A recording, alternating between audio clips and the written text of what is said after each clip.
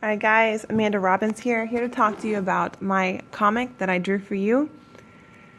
It is titled My Demons, very original title, and it is inspired by Lynda Barry's 100 Demons.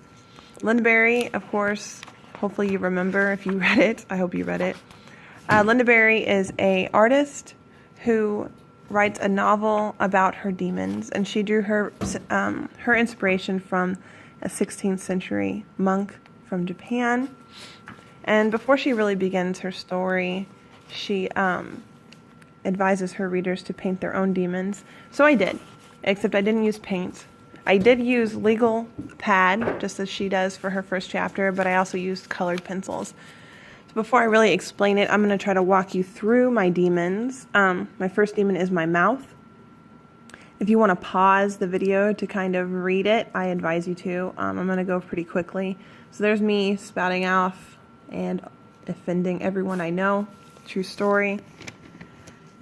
My second demon is coffee. Me drinking coffee at all hours of the night and feeling completely wiped out by 3 a.m.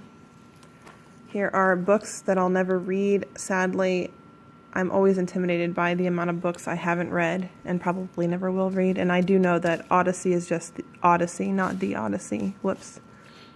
So there's me completely trying to ignore the piles of books I already own or have borrowed. Fourth demon is smoking, one of my worst demons. And there's me smoking all by myself and then just not having fun with my friends. And then these next four are very personal, and I didn't realize I was going to get this personal with this, but whenever you start finding your demons, some that you didn't even realize you had just kind of pop through. So my first one is optimism here. Well, my fifth demon, I guess. So me just being optimistic about everything, and I'm implying that I fail at these things, which I often do. And there's me trying to do yoga every day. Pessimism. Me kind of having an existential breakdown, which I think all of us do, especially the artistic ones. But just everyone feels like this, I'm sure. So there we go. All right, so my genre would be considered memoir, I think. I follow Lynda Barry's model, and these are accurate, though abstract, versions of my life. The genre is very personal, not only because I'm confessing things about myself, but also because I'm using pictures. And Scott McCloud talks about this in his beginning novel that we read at the beginning of the semester. He talks about how pictures are just closer to the truth, whether we like it or not. I mean, words are great, and I mean, believe me, I love using words to express myself. But they're still just these little letter phenome things that don't really connect the reader directly to the things they represent. There's a lot of layers of interpretation before we can get to that picture in our brain. But pictures, no matter how abstract, no matter how simple or terrible they are, they connect us a lot more quickly to that thing we're trying to represent, which makes me think about how hard it was to go ahead and allow these last 4 panels, which feature my husband.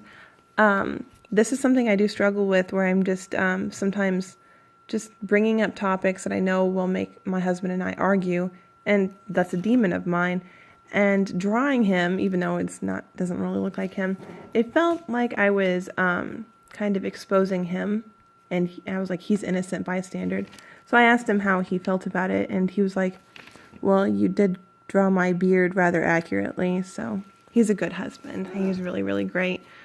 But anyway, I can't imagine how Alison Bechdel or Jennifer Hayden or Lynda Barry felt drawing people who are actually part of their lives and kind of making them vulnerable, as well as making themselves vulnerable with these pictorial representations.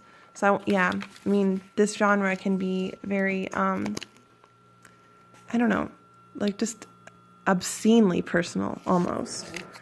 Let's talk about the form a little bit. I use 12 equal panels, and sometimes my pictures like bleed into the next panel, kind of implying like the complete picture or like motion, I guess. I'm not quite sure.